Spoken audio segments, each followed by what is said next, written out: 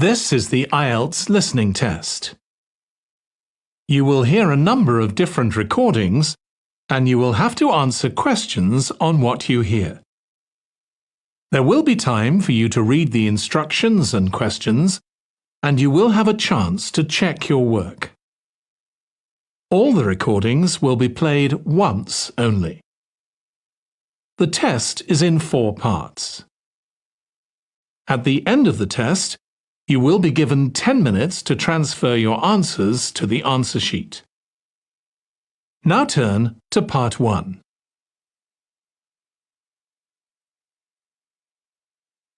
Part 1. You will hear a woman calling a tourist information office to ask about a festival. First, you have some time to look at questions 1 to 4.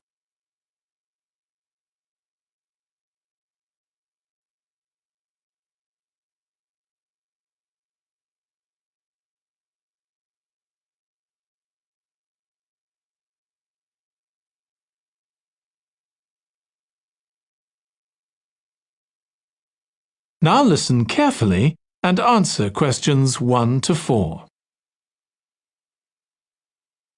Good morning. You're through to the Tourist Information Office. Tim speaking. How can I help you? Oh, hello.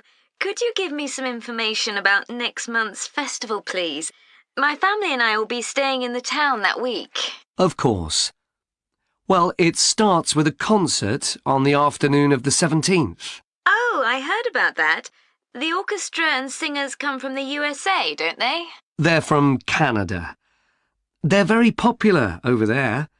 They're going to perform a number of well-known pieces that will appeal to children as well as adults. That sounds good. My whole family are interested in music. The next day, the 18th, there's a performance by a ballet company called Eustatis. Sorry? The name is spelled E-U-Statis.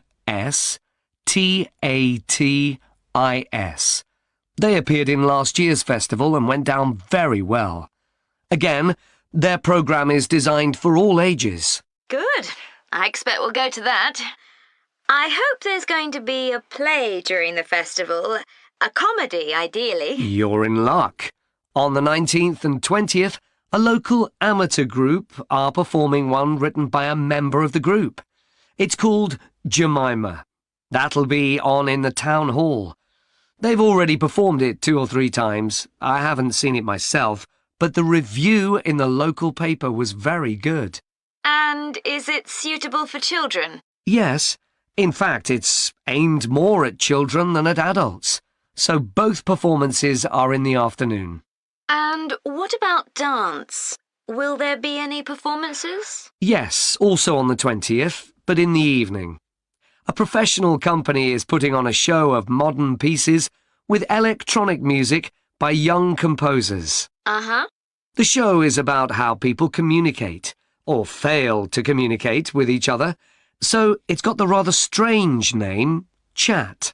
I suppose that's because that's something we do both face-to-face and online. That's right. Before you hear the rest of the conversation, you have some time to look at questions 5 to 10.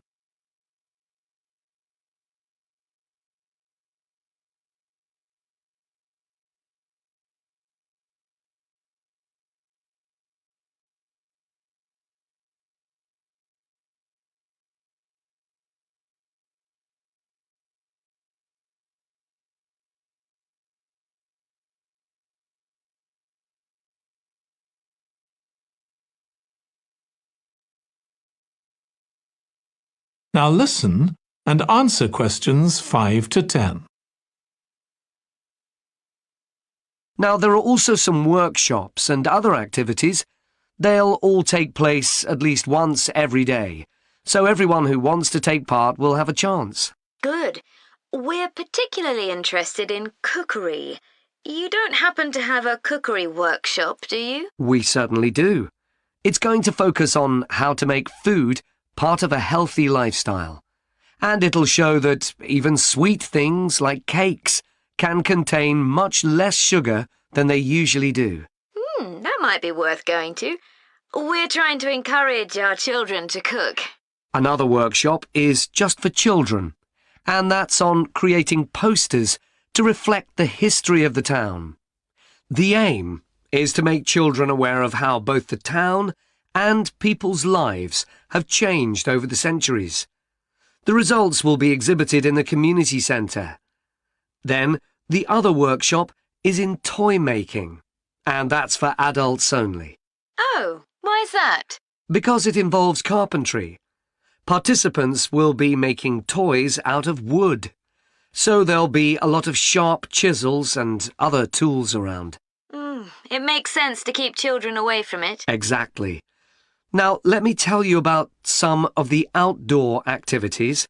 There'll be supervised wild swimming. Wild swimming?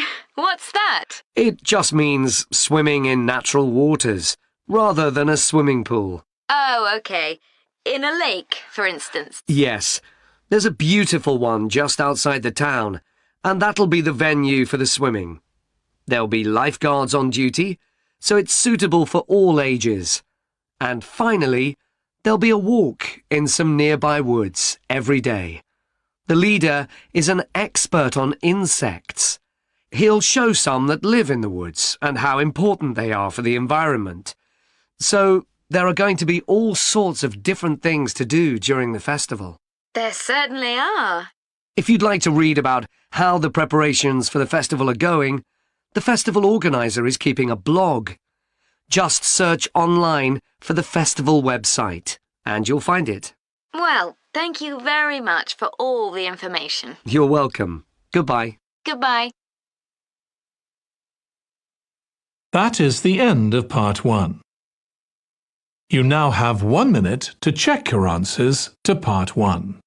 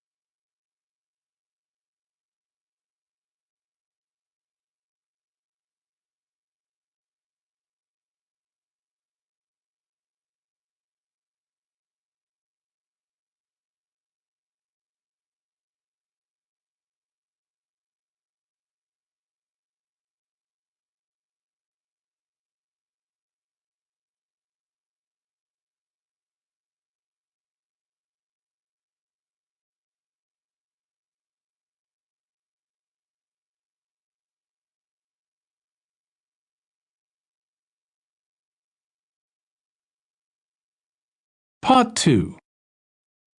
You will hear part of a talk to a gardening club about a local park. First, you have some time to look at questions 11 to 14.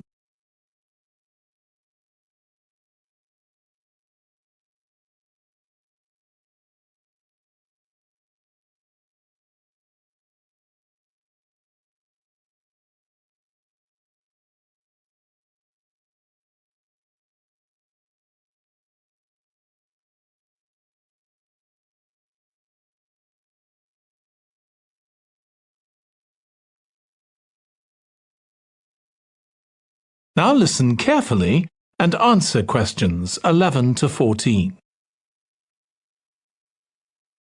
I'm very pleased to welcome this evening's guest speaker, Mark Logan, who's going to tell us about the recent transformation of Minster Park. Over to you, Mark. Thank you. I'm sure you're all familiar with Minster Park. It's been a feature of the city for well over a century, and has been the responsibility of the City Council for most of that time. What perhaps isn't so well known is the origin of the park. Unlike many public parks that started in private ownership, as the garden of a large house, for instance, Minster was some wasteland, which people living nearby started planting with flowers in 1892. It was unclear who actually owned the land, and this wasn't settled until 20 years later, when the council took possession of it. You may have noticed the statue near one of the entrances. It's of Diane Gosforth, who played a key role in the history of the park. Once the council had become the legal owner, it planned to sell the land for housing. Many local people wanted it to remain a place that everyone could go to enjoy the fresh air and natural environment. Remember, the park is in a densely populated residential area. Diane Gosforth was one of those people, and she organised petitions and demonstrations, which eventually made the council change its mind about the future of the land. Soon after this, the First World War broke out in 1914, and most of the park was dug up and planted with vegetables, which were sold locally. At one stage, the army considered taking it over for troop exercises, and got as far as contacting the city council, then decided the park was too small to be of use. There were occasional public meetings during the war, in an area that had been retained as grass. After the war, the park was turned back more or less to how it had been before 1914, and continued almost unchanged until recently. Plans for transforming it were drawn up at various times, most recently in 2013, though they were revised in 2015 before any work had started. The changes finally got going in 2016 and were finished on schedule last year. Before you hear the rest of the talk, you have some time to look at questions 15 to 20.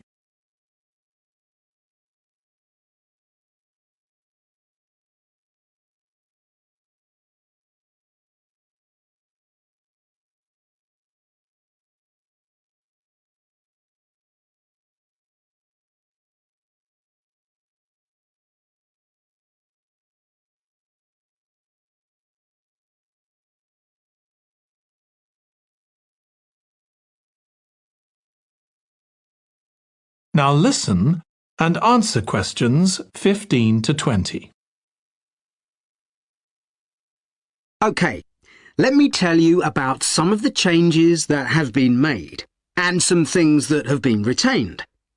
If you look at this map, you'll see the familiar outline of the park, with the river forming the northern boundary, and a gate in each of the other 3 walls. The statue of Diane Gosforth has been moved. It used to be close to the south gate, but it's now immediately to the north of the lily pond, almost in the centre of the park, which makes it much more visible. There's a new area of wooden sculptures, which are on the riverbank, where the path from the east gate makes a sharp bend. There are 2 areas that are particularly intended for children.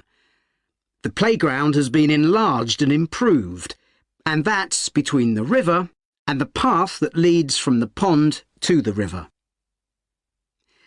Then there's a new maze, a circular series of paths separated by low hedges. That's near the west gate. You go north from there towards the river and then turn left to reach it. There have been tennis courts in the park for many years, and they've been doubled, from 4 to 8. They're still in the southwest corner of the park, where there's a right-angle bend in the path. Something else I'd like to mention is the new fitness area. This is right next to the lily pond on the same side as the west gate. Now, as you're all gardeners, I'm sure you'll like to hear about the plants that have been chosen for the park. That is the end of part 2. You now have 30 seconds to check your answers to part 2.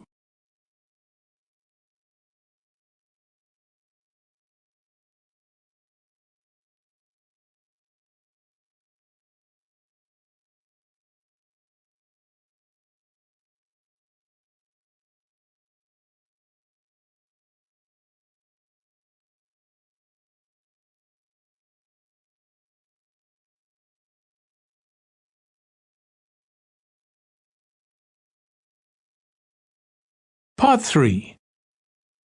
You will hear two students of English called Kathy and Graham planning a display on 19th century British life and literature for a university event. First, you have some time to look at questions 21 to 24.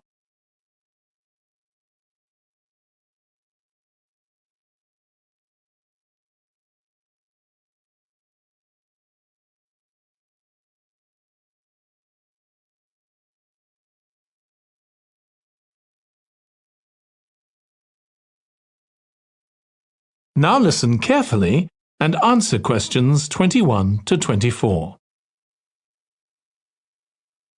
OK, Graham, so let's check we both know what we're supposed to be doing. OK. So, for the university's open day, we have to plan a display on British life and literature in the mid-19th century. That's right. But we'll have some people to help us find the materials and set it up, remember? For the moment, we just need to plan it. Good. So, have you gathered who's expected to come and see the display?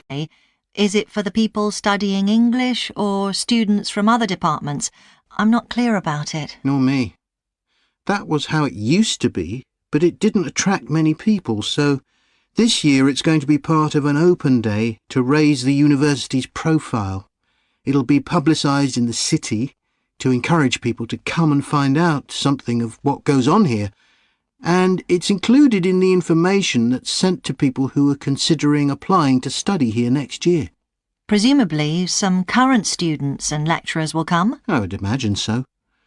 But we've been told to concentrate on the other categories of people. Right. We don't have to cover the whole range of 19th century literature, do we? No, it's entirely up to us. I suggest just using Charles Dickens. That's a good idea.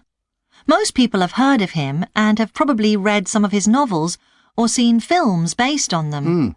So that's a good lead-in to life in his time. Exactly. And his novels show the awful conditions that most people had to live in, don't they? He wanted to shock people into doing something about it. Did he do any campaigning other than writing? Yes, he campaigned for education and other social reforms and gave talks. But I'm inclined to ignore that and focus on the novels. Yes, I agree. Before you hear the rest of the discussion, you have some time to look at questions 25 to 30.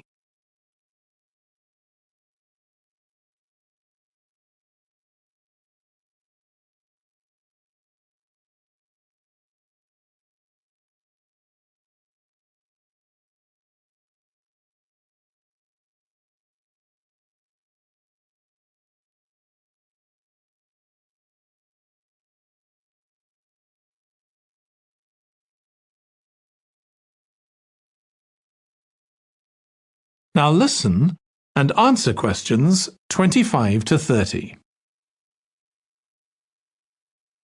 OK, so now shall we think about a topic linked to each novel? Yes, I've printed out a list of Dickens's novels in the order they were published, in the hope you'd agree to focus on him. You're lucky I did agree. Let's have a look. OK, the first was The Pickwick Papers, published in 1836. It was very successful when it came out, wasn't it? And was adapted for the theatre straight away. There's an interesting point, though, that there's a character who keeps falling asleep, and that medical condition was named after the book, Pickwickian syndrome. Oh, so why don't we use that as the topic and include some quotations from the novel? Right. Next is Oliver Twist. Mm-hmm. There's a lot in the novel about poverty, but maybe something less obvious. Well, Oliver is taught how to steal, isn't he? We could use that to illustrate the fact that very few children went to school, particularly not poor children, so they learnt in other ways. Good idea. What's next? Maybe Nicholas Nickleby? Actually, he taught in a really cruel school, didn't he? That's right. But there's also the company of touring actors that Nicholas joins. We could do something on theatres and other amusements of the time. We don't want only the bad things, do we? OK. What about Martin Chuzzlewit? He goes to the USA, doesn't he? Yes. And Dickens himself had been there a year before and drew on his experience there in the novel. I wonder, though. The main theme is selfishness. So we could do something on social justice? No, too general. Let's keep to your idea. I think it would work well. He wrote Bleak House next. That's my favourite of his novels. Yes, mine too. Oh, His satire of the legal system is pretty powerful. that's true. But think about Esther, the heroine. As a child, she lives with someone she doesn't know is her aunt, who treats her very badly. Then she's very happy living with her guardian, and he puts her in charge of the household. And at the end, she gets married, and her guardian gives her and her husband a house, where, of course, they're very happy. Yes, I like that. What shall we take next? Little Dorrit? Old Mr. Dorrit has been in a debtor's prison for years. So was Dickens's father, wasn't he? That's right. What about focusing on the part when Mr. Dorrit inherits a fortune and he starts pretending he's always been rich? Good idea. OK. So next we need to think about what materials we want to illustrate each issue. That's going to be quite hard. That is the end of part 3. You now have 30 seconds to check your answers to part 3.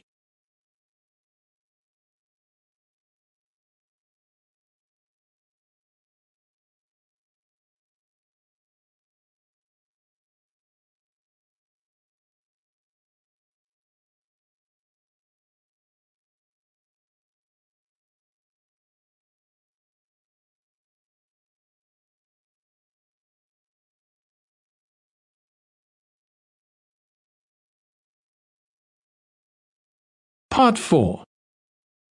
You will hear part of a presentation about an agricultural program in the country of Mozambique. First, you have some time to look at questions 31 to 40.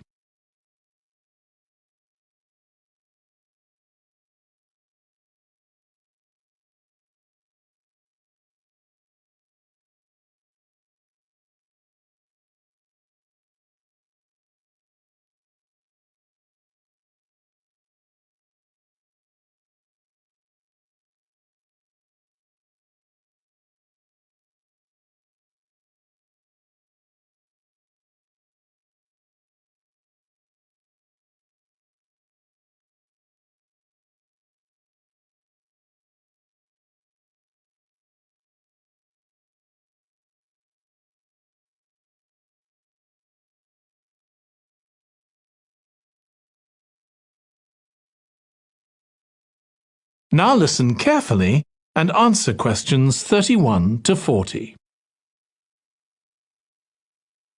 I'm going to report on a case study of a program which has been set up to help rural populations in Mozambique, a largely agricultural country in Southeast Africa. The program worked with 3 communities in Chikwalakwala district near the Limpopo River. This is a dry and arid region with unpredictable rainfall. Because of this, people in the area were unable to support themselves through agriculture, and instead they used the forest as a means of providing themselves with an income, mainly by selling charcoal. However, this was not a sustainable way of living in the long term, as they were rapidly using up this resource. To support agriculture in this dry region, the program focused primarily on making use of existing water resources from the Limpopo River by setting up systems of irrigation, which would provide a dependable water supply for crops and animals. The program worked closely with the district government in order to find the best way of implementing this. The region already had one farmers' association, and it was decided to set up 2 more of these. These associations planned and carried out activities including water management, livestock breeding and agriculture. And it was notable that in general, women formed the majority of the workforce. It was decided that in order to keep the crops safe from animals, both wild and domestic, special areas should be fenced off where the crops could be grown. The community was responsible for creating these fences, but the programme provided the necessary wire for making them. Once the area had been fenced off, it could be cultivated. The land was dug so that vegetables and cereals appropriate to the climate could be grown, and the programme provided the necessary seeds for this. The programme also provided pumps so that water could be brought from the river in pipes to the fields. However, the labour was all provided by local people, and they also provided and put up the posts that supported the fences around the fields.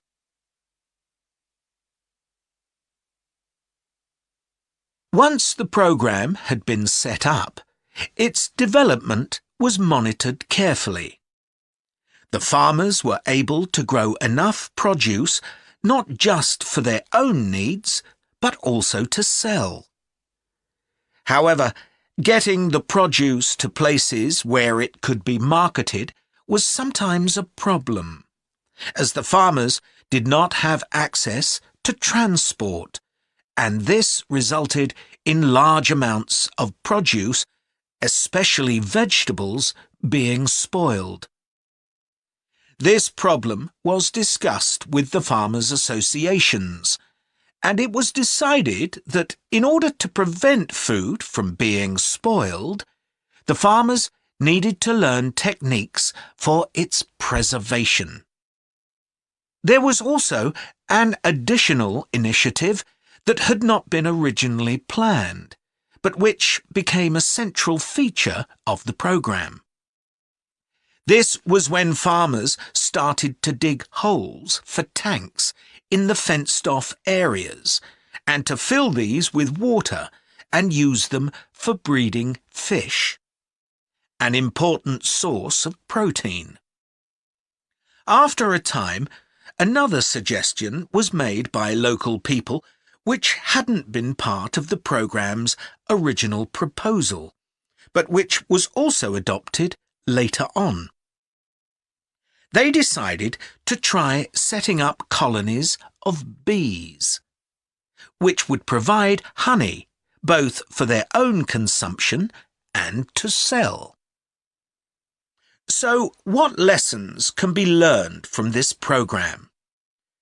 First of all, it tells us that in dry, arid regions, if there is access to a reliable source of water, there is great potential for the development of agriculture.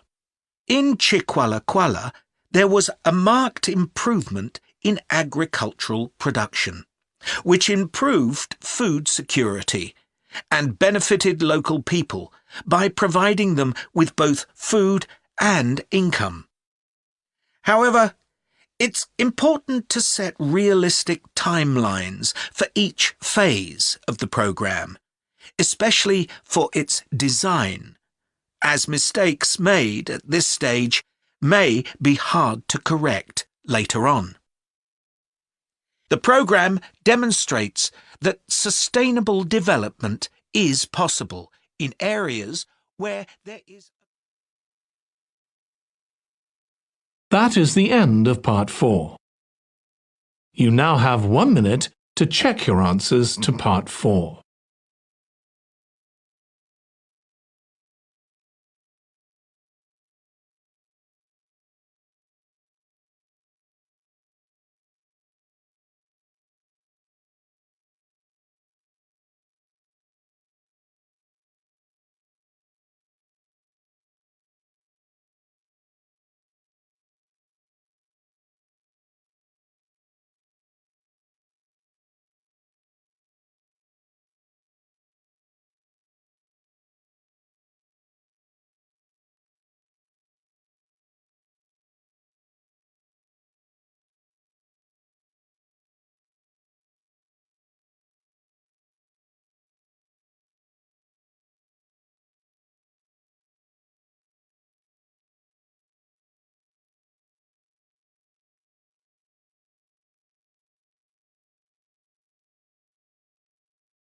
That is the end of the listening test.